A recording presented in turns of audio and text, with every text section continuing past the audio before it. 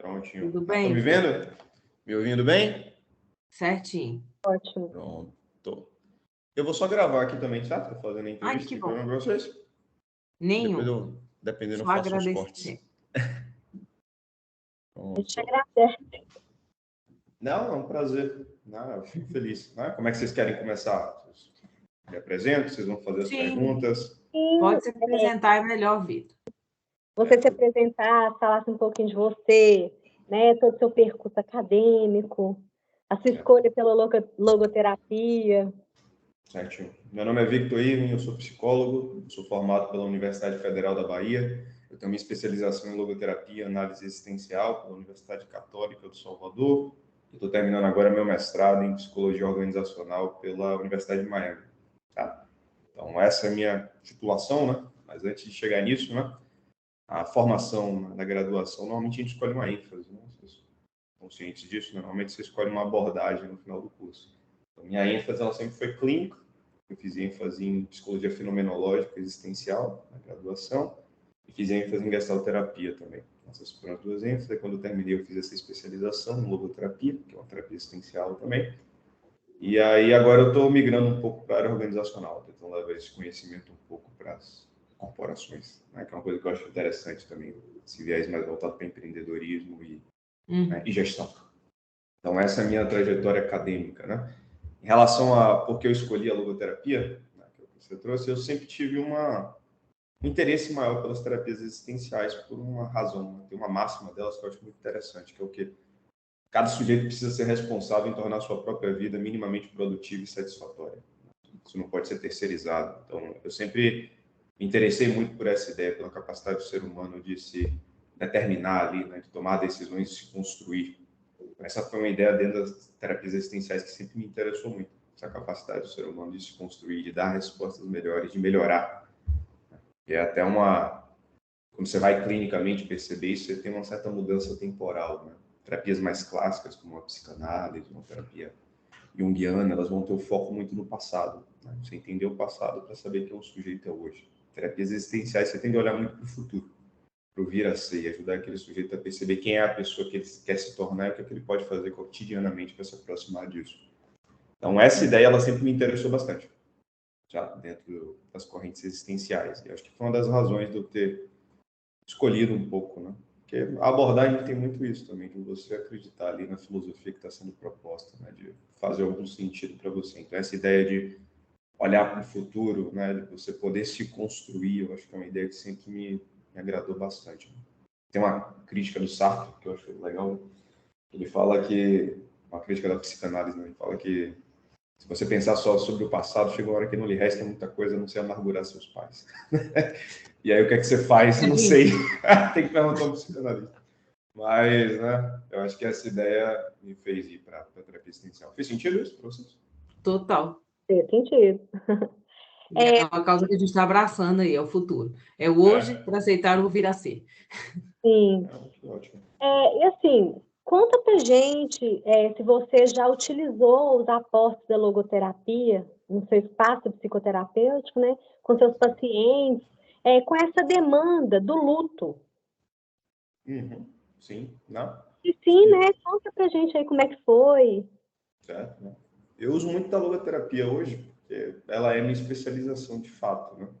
Na graduação, a gente vê... A psicologia é um campo de conhecimento muito grande, então a gente pincela várias coisinhas ali. Você vê um pouco de psicanálise, um pouco de terapia cognitiva comportamental, um pouco de, às vezes, alguma linha humanista, um pouco de alguma linha existencial, então você vê muitas pinceladas, né? Quando você faz uma especialização, você se aprofunda mais. Você entende ali qual é a concepção de homem daquela escola, né? Qual é a metodologia de trabalho, o que é que ela pretende fazer. Então, eu sempre recomendo as pessoas se especializarem em alguma coisa, porque você passa a ter uma clareza ali bem mais, né?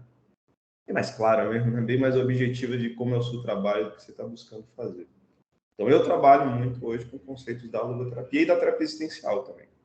Recomendo ir em aluno. Tem alguns livros muito bons, Desafios da Terapia, Existential Psychotherapy, que não tem traduzido em português, mas é um livro muito bom também. Então, hoje eu uso muito um background existencial. Quando a gente fala sobre luto, primeiro, tem tipos de luto. Né? Você pode ter um luto concreto ou um luto simbólico. Por exemplo, o fim de um relacionamento, é um luto simbólico. Ninguém morreu ali, mas, né, Você tem uma quebra ali de uma expectativa, de um projeto a dois, para retomar de um projeto individual. Então, isso também pode ser caracterizado como luto. Mas quando a gente fala sobre luto, numa perspectiva existencial, a gente está falando muito sobre morte, sobre finitude. Né? E o Irving Yalom define a morte como uma das grandes 4 questões existenciais, né? Que eles chamam de ultimate concerns, as questões últimas da existência. Então, para a terapia, ele pensa em 4 que são fundamentais, como grandes dilemas existenciais: a morte, a liberdade, o sentido da vida e o isolamento. Essas são grandes questões que sempre surgem no setting terapêutico. Né? Ele fala que esse é o cerne da terapia existencial, você pensar sobre essas questões últimas, que é um termo do Paul Tillich, que é um teólogo, essas ultimate concerns, essas questões últimas da existência. Se todo ser humano ele parar 5 minutos e pensar um pouco sobre a vida dele, ele acaba sendo confrontado com alguns desses dilemas. Né? Pensar sobre morte, pensar sobre ser livre, pensar sobre sentido na vida, pensar sobre isolamento. Então, quando a gente fala sobre morte, a gente está falando, quando a gente fala sobre luta, a gente está falando sobre morte. Sobre o sujeito ser confrontado com a finitude dele. E isso, às vezes, é bem doloroso hoje em dia, principalmente porque a gente tem um contexto, né, cultural, né, contexto social, que ele distancia o sujeito da morte. Inclusive, tem um colega meu, que ele está morando até em Minas, agora ele fez um trabalho muito bom, chamado Memento Mori, um estudo fenomenológico da finitude. Se você quiser, eu posso mandar para vocês depois. Que ele faz justamente esse panorama histórico de como o ser humano ele foi se distanciando da morte. Antigamente você morria, você velava a pessoa dentro de sua casa, era muito comum isso nos interiores, né? Você fazia uma festa ali, né? Uma recepção. Tudo. Hoje em dia a pessoa morre no hospital e você nem vê ela. Você só vê no caixão, depois ela já é cremada. Então a gente vai tendo cada vez mais um distanciamento dessa morte. Né? Isso vai dificultando muito alguns processos, como o próprio processo de luto. Em última instância, é um processo de aceitação, de uma questão última ali que a gente não tem como fugir. Dentro da logoterapia, a gente tem um conceito que a gente chama de tríade trágica, que é a dor, a culpa e a morte. Esses são sofrimentos que todo ser humano ele vai passar em algum momento da vida deles. Não tem como você escapar disso. Tá? Tem algum momento que você vai sentir alguma dor, em algum momento você vai se sentir culpado, e em algum momento você vai ser confrontado com sua finitude ou com das pessoas que você ama.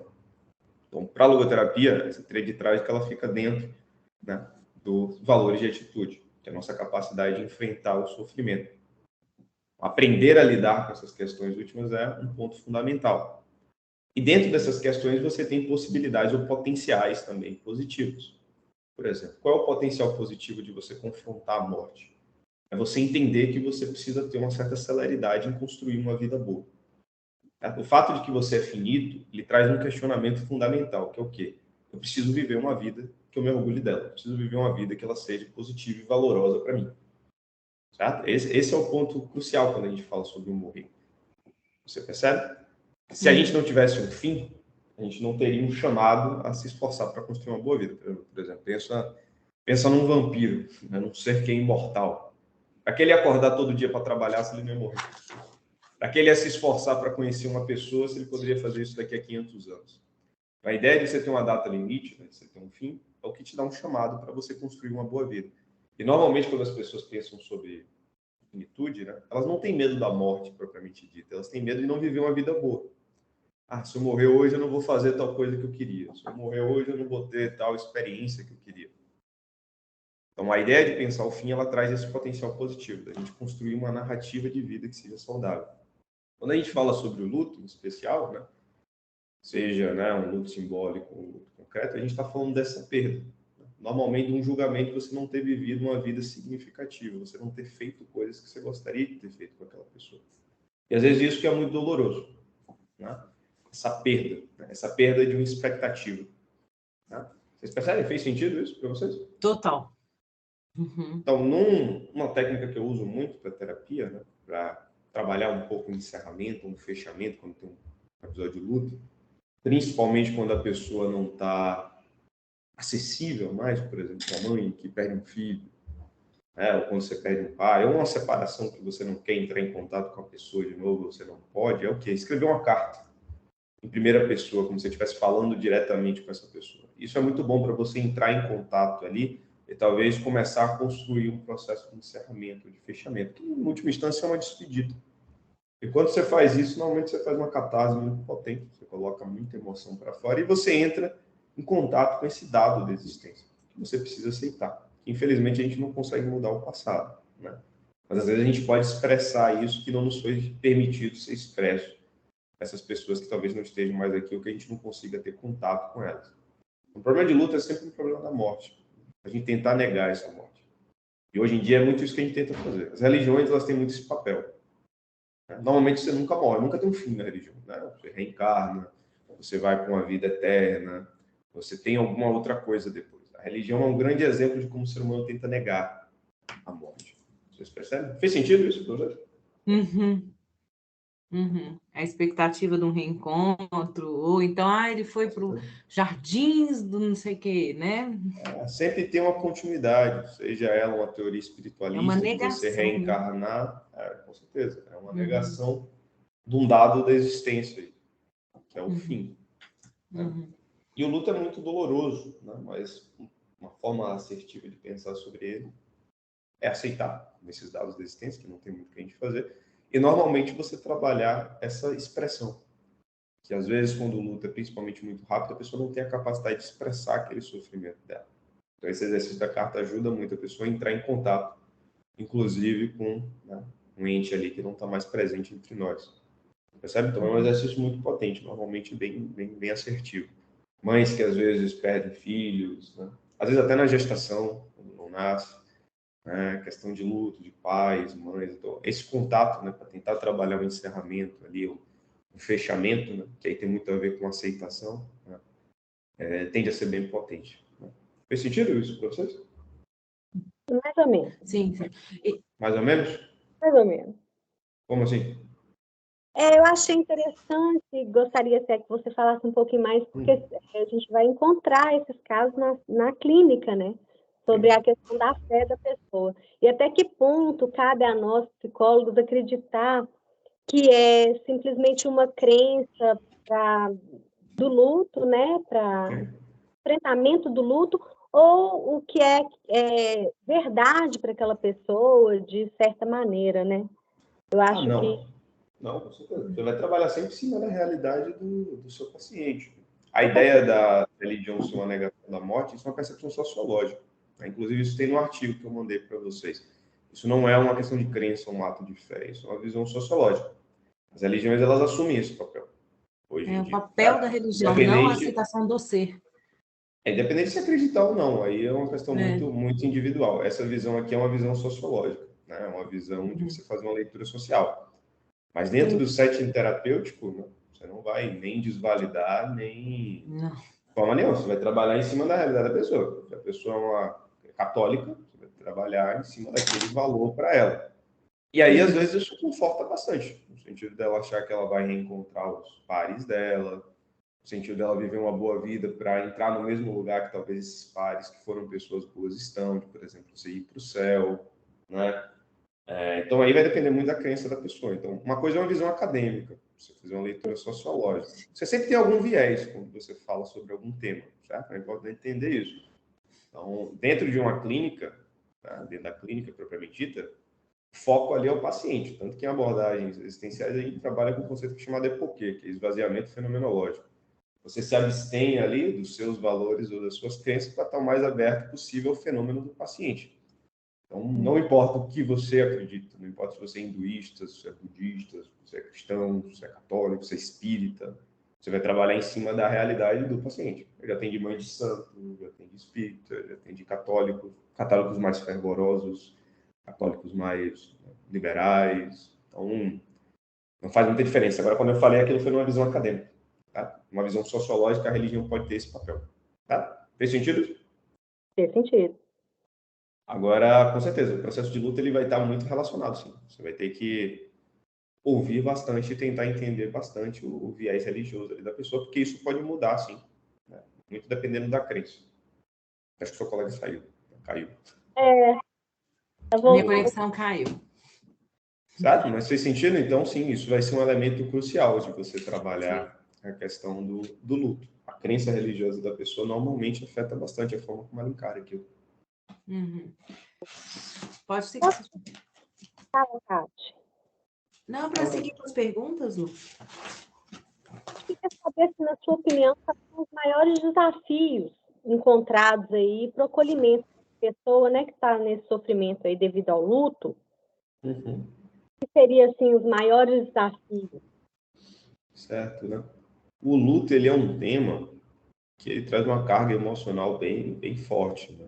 Então, acho que o maior desafio é justamente você conseguir acolher aquela pessoa ali de uma forma, né, saudável, né, de uma forma assertiva, até para que você não traga muito desse peso para a sua vida pessoal também, propriamente dito. Por isso que é importante vocês estarem, né, abraçando seus processos de psicoterapia individuais, né, vocês estarem conseguindo se cuidar bem nesse sentido. Mas acho que a principal dificuldade é porque é um tema que ele é muito forte. E aí entra muito o que eu estava falando, até em relação à perspectiva social. Como a gente não pensa muito sobre a morte, ou como a morte é um evento que ele é negado, né, é difícil para a pessoa falar sobre isso, é difícil para a pessoa aceitar isso, é difícil para a pessoa, né, tratar desse tempo, né, lidar com essa finitude, essa quebra de uma expectativa ali, de algo que ela queria viver com alguém, ou de uma relação ali que se esvai, né? Então, eu diria que é difícil porque é talvez um dos temas mais potentes, assim, para a terapia, né? Quando você entra em contato com o enlutado, é bem doloroso. Que é a dor, né? Né? A dor é bem emocional, né? Uhum. E assim, e é difícil porque, por mais que a terapia ela é um espaço de racionalização em muitos espaços. Assim, a gente acolhe, a gente recebe uma demanda emocional e a gente ajuda o sujeito a tentar racionalizar algumas coisas ali, certo? Isso é muito importante também. E é um tema que é muito difícil de, às vezes, se racionalizar. Às vezes você só tem que se permitir sofrer por um tempo, né? E quando você vai se sentindo mais confortável, entrar em contato mais com a emoção, tentar trabalhar esse encerramento, né, no sentido de uma despedida ali. Então, eu diria que era difícil por causa da carga emocional mesmo, que talvez seja um dos temas mais sensíveis. Né? O senhor Seu papel como considera, terapeuta é muito acolher. Pode falar, desculpa. o senhor considera que existe um tempo para esse luto dentro da fenomenologia? Formalmente, para o DSM existe, né? Um tempo. O DSM é o Manual de Diagnóstico de Saúde Mental. Você tem um tempo do que é um luto saudável e do que não é. Precisa ser um luto talvez patológico. Dentro de uma visão, né, fenomenológica, até mais humanista, né? A gente não trabalharia muito com um tempo limite. Assim. 3 meses, né? 2 meses. Não, Depende, né? Depende muito, né? Agora, você consegue perceber quando aquele luto está sendo patológico e quando não está sendo. Aí tem muito a ver quando aquilo já está afetando, principalmente por longos períodos de tempo, né, as atividades cotidianas do sujeito. Tá? Se a pessoa passou 2 anos, ela continua se sentindo incapaz, né, de trabalhar, de, às vezes, né, se relacionar, de, às vezes, viver uma vida minimamente razoável e normal, aquele luto já está tendo um caráter patológico. E aí, Patológico, uma né? Tem que observar a intervenção médica... patologização. Exato. Quando a gente fala sobre patologia, numa perspectiva psiquiátrica, inclusive, tem muito a ver quando o sintoma ele começa a afetar a vida cotidiana daquela pessoa. Certo? Às vezes você pode ter traços de várias coisas. Você pode ter traços esquizofrênicos, você pode ter traços de toque, você pode ter traços de um monte de coisa. Mas às vezes isso não chega a afetar a sua vida cotidiana. Então, normalmente você não tem um diagnóstico. Você não vai ter um diagnóstico formalizado, você vai ter só traços. Quando aquilo começa a afetar a sua vida cotidiana, aí você passa a ter um problema. Então, eu acho que a ideia de perceber um luto patológico de um luto normal tem a ver principalmente com isso, com a duração e com a forma como isso está afetando o cotidiano. Por exemplo, a logoterapia ele tem 3 grandes valores, né, que são as formas de encontrar sentido na vida, né, as realizações de valores. Tem valores criativos, valores vivenciais e valores de atitude. Os valores criativos estão muito relacionados ao trabalho, sua capacidade ali de entregar alguma coisa para o mundo. Uma grande manifestação disso é o trabalho. Os valores vivenciais têm a ver com o que você recebe do mundo, certo? O grande representante disso é o amor, né? É você ser capaz de se relacionar de uma forma genuína com outras pessoas. E os valores de atitude é a sua capacidade de enfrentar o sofrimento, certo? De lidar com sofrimentos ali que você não pode escapar. E entra a questão da tríade trágica que a gente falou, dor, culpa e morte. Um valor de atitude é a sua capacidade de sofrer bem. Então, um ser humano saudável, para a logoterapia, é um ser humano que consegue trabalhar, que consegue amar, se relacionar e que consegue sofrer. Se o luto chegar a um ponto que ele vai impedir a pessoa de realizar essas potencialidades, aí possivelmente ele vai ser um luto patológico. Tá? Vai ser um luto que pode estar tendo um sofrimento maior. E aí pode ser importante você entrar com intervenção, né, medicamentosa, um acompanhamento psiquiátrico, algo do tipo. Mas aí vai depender muito do paciente, né, do cliente. No sentido de qual é o significado de morte dele, aí pode entrar uma perspectiva religiosa. Por exemplo, né, numa visão católica, você se suicidar, você vai para o inferno, direto. Como é que uma mãe estritamente católica lida com o fato que o filho dela se matou? isso vai ter uma carga emocional muito mais forte. Você percebe? Então, é por isso que vai depender muito do contexto de cada um, inclusive da visão religiosa dela, com toda certeza. Tá? Fez sentido isso? Mas eu acho que a principal dificuldade é a carga emocional mesmo. Então, conclui-se aí que a logoterapia ela é de maneira satisfatória na clínica, então, né? Nessa questão aí do paciente irritado, né? Você percebe que consegue alcançar o objetivo aí do cliente, né? Por meio dela. Com certeza, né? Acho que a logoterapia ela é uma terapia existencial, então ela vai focar muito, né, naqueles 4 great concerns, aquelas 4 questões últimas da existência, inclusive o Emil Alon define. Então, a morte é um tema central das terapias existenciais, e o luto é justamente, né, você ser confrontado com a morte. Então, ela é uma terapia que ela é fundamental nesse trabalho, ela vai ter muito a dizer, ela vai ter muito a conseguir ser dito aí em uma questão que lide diretamente com esse processo da finitude, certo? Em questão de objetivo do paciente, aí tem que ser muito realista em relação ao que a pessoa espera também. Né? Então, quando a gente fala sobre objetivo terapêutico, é uma questão que pode ser complicada, porque um dos pontos principais, né, de terapias existenciais é você aceitar o fato que você vai sofrer. Você percebe? Esse é um dos pontos fundamentais, de que a vida ela existe como sofrimento.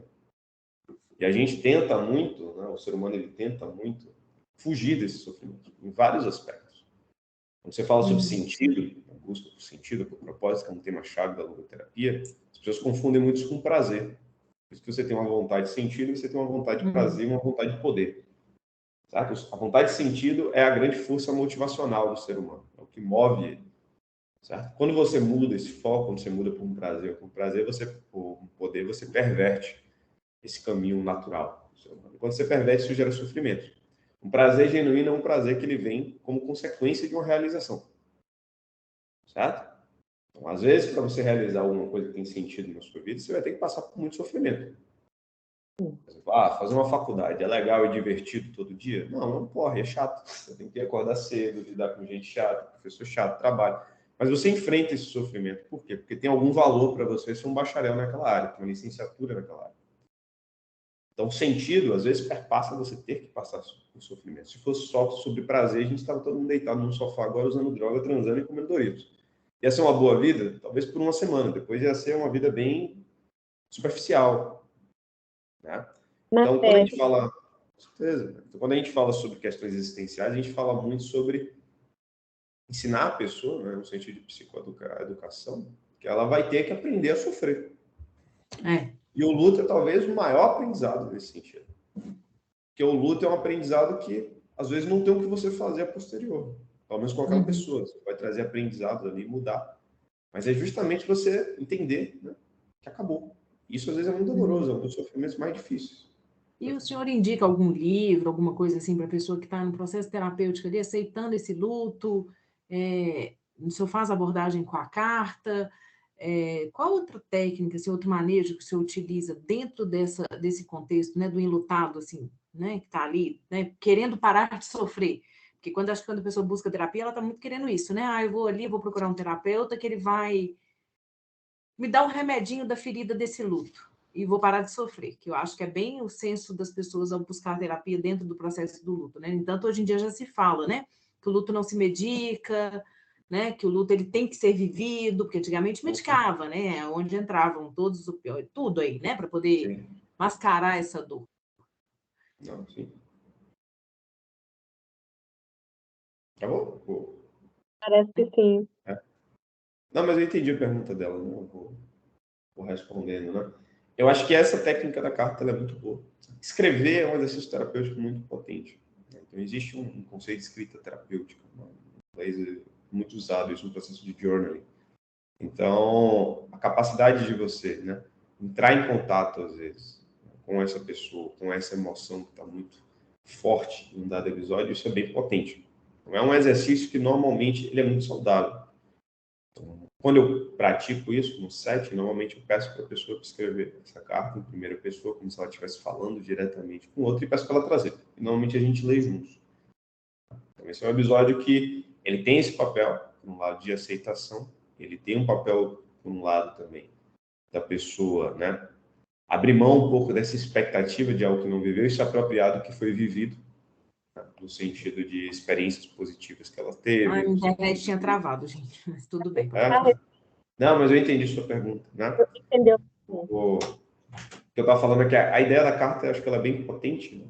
Essa escrita terapêutica que eu estava falando agora, né, que é o processo de journaling, ele é bem potente no sentido de você fazer uma catarse, de você entrar em contato com aquela pessoa que talvez não esteja mais presente, e normalmente eu peço para a pessoa trazer isso e a gente lê junto. Então, isso tende a ser um bom exercício no sentido de você fazer a pessoa trabalhar a aceitação diante de um dado da existência, fazer a pessoa também, né, trabalhar a morte de uma expectativa. Não falo morte de uma expectativa, você não ficar vivendo na ideia de que alguma coisa vai acontecer, mas você se apropriar da jornada, às vezes se apropriar dos momentos bons, às vezes se apropriar do que foi vivido, do que foi construído, não só a falta. Então, normalmente esse exercício é bem potente. Como terapeutas, né, algumas referências de leitura, se vocês quiserem, que eu acho que é interessante. Os 2 livros do Irving Yalom acho que são muito bons nesse sentido, né? Tem o Desafios da Terapia, que é o que ele fez para estudantes. É um livro de dicas. Um livro bem legal de ler, bem fácil. E são várias dicas que ele fez para os estudantes dele, né, de formação. E tem um livro, Existential Psychotherapy, que é um livro que ele tem em inglês e em espanhol só, que é um livro mais denso e que tem uma seção muito grande, né, que relata essa questão da morte de uma perspectiva existencial. Tá? Eu acho que para terapeutas esses 2 livros são bem interessantes.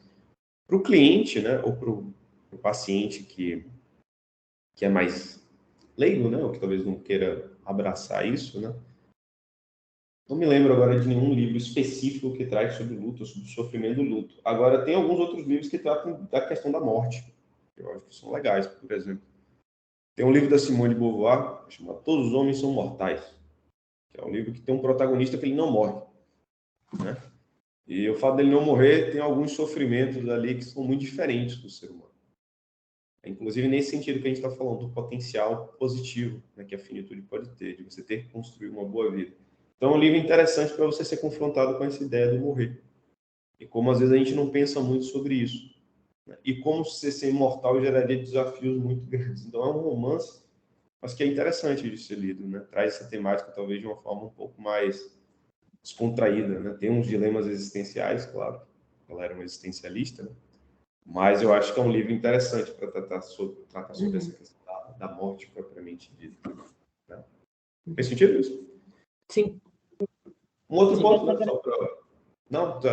só trazer mais um que eu lembrei, que eu acho que é legal também, é que grupos terapêuticos às vezes são muito bons também, quando a gente vai lidar com. Né? Tive um professor chamado Paulo Croft, um logoterapeuta aqui no Brasil, que ele tinha um grupo exatamente sobre enlutados. Às vezes é até interessante, se vocês quiserem pesquisar sobre. Né? Em que ele ele tinha um grupo terapêutico que era para pais que perderam filhos. E ele trabalhava muito com essa questão de você, né, entrar em contato com esse sofrimento. E a ideia, o legal, né, do grupo terapêutico é justamente porque você compartilha a experiência. Você vê que aquela experiência não é só sua e você não precisa se sentir culpado de tê-la. Né? Legal você trabalhar com terapia de grupo é muito isso. Você extingue-se a culpa no compartilhar com outras pessoas que te entendem, que vivem experiências parecidas com a sua. Então, ele tinha um trabalho bem legal, né, sobre pais, né, que perderam filhos. Então, é bem bacana. Se vocês quiserem dar uma pesquisada, Paulo Croft, o nome dele, no acho que é Rio Grande do Sul. Bom? Paulo Croft, ela estava com dúvida. Isso. Faz sentido? A gente quer te agradecer, né, por essa disponibilidade. Esteve aí pronto, tirou as dúvidas, falou bastante aí um pouquinho. A gente sabe que é resumido, que é muito mais que isso, mas eu acho que foi, assim, muito bacana, né, Tati? Nossa, sensacional. Assim, obrigada pela disponibilidade, por essa entrega desse olhar aí, pensando nas estudantes aflitas, que precisam entrar em contato com uma pessoa, né, que saiba muito mais que nós, né, muito mais, infinitamente mais. Não tem como agradecer a disponibilidade, a acessibilidade e a humildade mesmo de, né, falar, olha, eu vou ali ajudar as meninas, né? As graduandas, não tem como te agradecer. Tem alguma coisa assim que o senhor queria falar, alguma coisa que o senhor acha assim, além disso tudo que foi fundamental, que para tocar a gente, para poder nos trazer para a sua abordagem?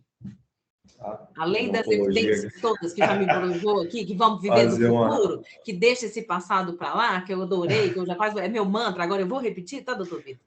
Eu vou repetir isso aí, que eu não quero essa psicanálise, que eu não vou viver do passado, eu vou seguir daqui para frente. Não, nada contra a psicanálise. Ok, foi beijo. Eu acho Foi que é beijo, ótimo, é ok. uma abordagem riquíssima. Faz parte da Mas história da realmente, né? psicologia. Com certeza. Acho que o Freud foi... Eu tenho até uma miniatura dele aqui. A minha miniatura do Freud. Foi na Argentina. Mas... Temos que ter, senão nós seríamos negacionistas. Não, mas assim, eu acho que a questão, essa mudança temporal, ela é muito marcante mesmo. Assim, porque se você for para um setting, né? Terapias ditas clássicas, como eu mencionei, né, como a psicanálise, vai ser muito comum assim, você tratar dessa primeira infância, você incitar, às vezes, essa reflexão. Né? E nas terapias existenciais, realmente vai ser um olhar um pouco mais para o futuro. Vai ser um olhar um pouco mais para essa construção de você, ou para o que você consegue fazer hoje, no lugar que você está em relação à pessoa que você quer ser, o que você quer se tornar. Então, essa mudança temporal, ela é realmente bem evidente. E é uma coisa que me agrada. Certo? Agora, isso não quer dizer que você não trabalha com o passado, você trabalha. Certo? Tem muitos casos que o paciente vai ter que trazer esse passado e é essencial que ele o traga. Se a pessoa tiver um trauma, ela vai precisar elaborar ele ali. Né? Às vezes, as relações parentais, elas cristalizam muitos padrões de comportamento, então você tem que trazer aquilo, escancarar. A questão é que depois que você faz isso, fica uma pergunta, né? E agora? Tá? E agora, o que você vai fazer? Né? E aí entra, talvez, essa ideia de um vir a ser. Aí você construir uma versão de você que você está disposto, né, a trabalhar cotidianamente, arduamente, para se tornar. Isso é bem importante. Então, aí tem várias concepções filosóficas, né, e psicológicas que você pode trabalhar, uma ética das virtudes, do Aristóteles, no sentido de você se construir diariamente, sabe? Mas essa ideia do futuro, ela é um viés temporal que é bem importante quando você vai, principalmente para terapias existenciais. Tá? Em relação a fazer uma apologia, né, para a logoterapia, eu acho que, assim, como é que eu enxergo, né? Acho que, como eu trouxe no primeiro momento, é uma terapia que me agrada muito por dar esse poder ao ser humano, dar essa capacidade dele se construir, dele ter uma narrativa ali pessoal, né, potente, dele poder realmente, né, se tornar a pessoa que ele quer vir a ser. Eu acho que isso é muito potente. Mas, ao mesmo tempo que ela dá isso, ela também trabalha muito aceitação e limites. Eu acho que é uma coisa que a gente conversou hoje também. A morte é um grande limite. Né? Então, ela não é utópica, no sentido de dizer que você pode ser qualquer coisa que você queira e tudo bem. Que eu acho que hoje é até uma narrativa que está muito em voga, essa questão de, né, dar uma liberdade talvez até excessiva ao ser humano. Então, ela tem uma capacidade de autoformação, mas ela também tem uma aceitação de dados últimos ali que não tem como escapar. Então, eu enxergo a logoterapia em especial, né, e a terapia existencial também, como uma psicologia muito sóbria. Muito, né, ela não vai te dar nenhuma resposta mágica, nenhuma resposta milagrosa, ela vai te fazer viver bem. Isso, para mim, é talvez uma das características mais fundamentais. Não vai ter uma grande reflexão parental que vai mudar a sua vida completamente, né? Não vai ter ali uma dissociação cognitiva que, quando você perceber, tudo vai se transformar. Não, ela vai ser uma terapia que ela vai te ensinar a sofrer. Ela vai te ensinar a tomar decisões. Né? Ela vai te ensinar, né, a lidar com as questões que você pode controlar e com as que você não pode, no sentido de aceitar. Então, eu enxergo uma psicologia muito sóbria nesse sentido. Tá? E, em última instância, um outro ponto que eu gosto muito também da logoterapia é que existe um ser humano saudável. Que aí é um outro viés que eu particularmente gosto muito da psicologia, que é não focar necessariamente em disfuncionalidades, em problemas, mas focar na construção de virtudes. Focar no reforçar uma personalidade saudável. Para algumas abordagens, o ser humano vai ser sempre um ser em conflito. Sempre um ser neurótico, ou sempre um ser que tem algum sofrimento. Não, na logoterapia, e aí até a psicologia positiva, ela também bebe muito disso. Né? Então, existe um ser humano saudável. Isso eu acho que é muito importante. Às vezes, quando você está no set, você vê a pessoa, eu estou bem, eu não tive nada para falar. Que ótimo. Né? Então, assim, você incita, às vezes, a pessoa a perceber um estado de ser saudável, de se sentir bem. Isso, para mim, é muito bom. Você não é sempre um ser em conflito. Você resolve o seu problema, você fica bem. E aí você fica hábil para viver sua vida de uma forma saudável. Depois vai ter outros momentos, que vai ter outros dias, vai, e aí você volta. Por isso que a terapia, ela tem um conceito muito cíclico. Você vem, você lida com algumas questões, você se conhece, você se autoaperfeiçoa, você vai embora para viver a sua vida. depois você pode voltar. Então, a ideia de você pensar que existe um ser humano saudável, eu acho que é muito bacana, né? É uma coisa que me agrada muito, que me atrai muito também na psicologia positiva. Então, né, eu não trabalho muito nesse conceito de disfuncionalidade. Né? Dificilmente eu dou algum diagnóstico, né? Não é nem muito uma coisa comum dentro de áreas mais humanistas. Claro, eu trabalho muito em conjunto com o psiquiatra, então, às vezes, quando é um sofrimento mais patológico, você tem que encaminhar, não tem muito que você consiga fazer, não adianta negar também, isso é loucura, né? O conhecimento psiquiátrico é muito eficiente, ajuda muito. Mas acho que essa ideia de que existe um ser humano saudável e que você quer ajudar seu paciente a chegar nesse ser humano saudável. O que é que vai ser, genericamente falando, é alguém que consegue trabalhar, que consegue se relacionar e que consegue sofrer. É basicamente isso. Agora, com que você vai trabalhar, com quem você vai se relacionar e como você vai sofrer, aí a graça, aí depende muito, né, de cada pessoa, das potencialidades que ela tem. Mas o que é que eu gosto da logoterapia em especial? Porque eu acho que é uma terapia muito sóbria. Acho que ela trabalha uma capacidade de se autodeterminar, mas ela trabalha também uma aceitação. Né? E existe um conceito de ser humano saudável. Né? Agora, se você me perguntasse por que escolher, eu acho que aí é o grande dilema, né, dos universitários, né, dos estudantes de psicologia. Qual abordagem você vai seguir? Eu diria que antes até de pensar em abordagem, acho que vocês têm que pensar qual é a visão de psicologia de vocês. Né? O que é que vocês esperam com a psicologia? E eu acho que isso vai mudar muito aí a perspectiva. Vocês têm uma perspectiva mais medicamentosa, né? Uma psicologia mais como um tratamento de disfuncionalidade, que é uma visão mais norte-americana, por exemplo, faz muito sentido vocês irem para uma TCC, que ela vai estar muito alinhada com o DSM, vai estar muito alinhada com o tratamento psiquiátrico, certo? Se vocês enxergam a psicologia mais como um desenvolvimento pessoal, como, né, um aprendizado, né, no sentido de uma psicoeducação, de uma autoformação pessoal, aí talvez faça mais sentido para outras áreas, como, por exemplo, áreas mais humanistas, ou a própria psicologia existencial, a psicologia positiva. Então, acho que, até antes de pensar, a gente tem que entender que a abordagem é uma ferramenta para você expressar alguma coisa ali, para você alcançar algum objetivo terapêutico. Então, até antes de pensar em abordagem, é interessante pensar na visão de vocês de psicologia. O que é que vocês querem fazer com essa psicologia? Certo? Mas, por exemplo, uma formação em psicoterapia existencial, ela vai beber muito mais de filosofia do que de medicina. Minha formação ela foi muito mais filosófica. Então, você vai estudar Kierkegaard, você vai estudar um pouco de Nietzsche, talvez, se vocês quiserem, você vai estudar Sartre, você vai estudar o Viktor Frankl, você vai estudar, né, Heidegger, né? Então, você vai Camus, então, você vai para um estudo que, às vezes, ele é muito mais filosófico, percebe? Então, acho que antes de pensar a abordagem, até pensar qual é a visão da psicologia que vocês têm, né? O que vocês querem fazer com o seu paciente. Né? Se for normatizar ali, né? Tratar de disfuncionalidade, faz mais sentido ir para um viés mais médio. Se for uma questão mais de desenvolvimento pessoal, né? E autoconhecimento, talvez faça mais sentido vocês irem para uma abordagem mais humanista. Nada impede você também de usar as duas coisas. Né? Né? A gente tem que ter um conhecimento grande para poder fazer isso, para também não ficar uma coisa muito superficial, muito irrisória. Mas tem técnicas, por exemplo, que a gente usa no setting que a gente pode pegar de outras abordagens. Sim. A logoterapia tem um conceito de tensão paradoxal, por exemplo, para você lidar com medo, né, com fobia. Né?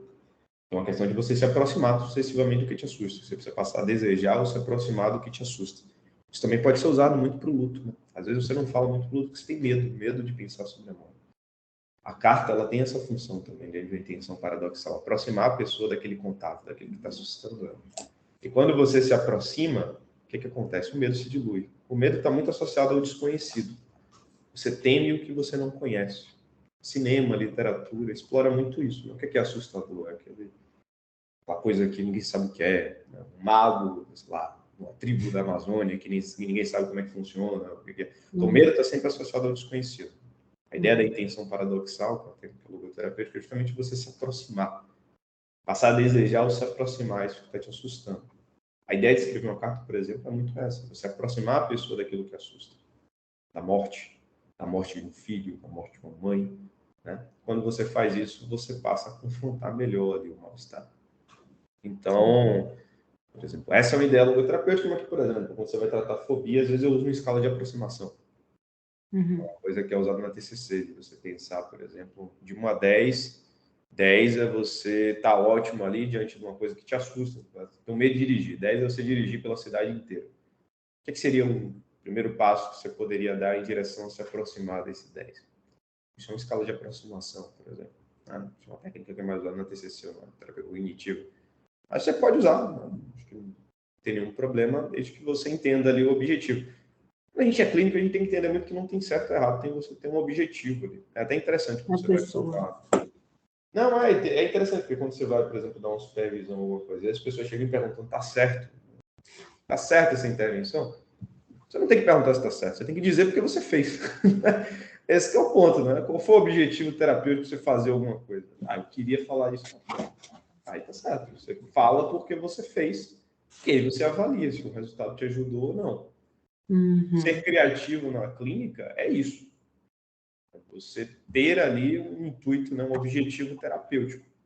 Uhum. Para você talvez criar algumas intervenções, né, se permitir um pouco mais ali no set, um pouco mais de criatividade ou de algo do tipo. Mas eu diria que não tem sentido. Mas tem a intenção paradoxal, né? Que é uma técnica que a gente usa, é um conceito teórico aí. Então. Fez sentido isso para vocês? Muito. Joia. Muito. Não, Muito. Que bom, fico feliz, né? Fico feliz que tenha sido produtivo, foi um prazer, né? Qualquer coisa eu estou à disposição. Se vocês quiserem me seguir, tem o Instagram. Né? Já estamos seguindo e acabar procurando seguidores. Tem o LinkedIn. Vamos engajar. Né? Não, fico feliz. Né? Vamos Algo ver. mais? Vocês Não. querem fazer hoje? Só agradecer mesmo. Então, foi um prazer. Muito obrigada, doutor Vitor. Qualquer coisa estou à disposição. Boa graduação para vocês. Obrigada. Né? E escolham terapias existenciais. É legal. Sabe? Amém. Tchau, tchau. Tchau, obrigada.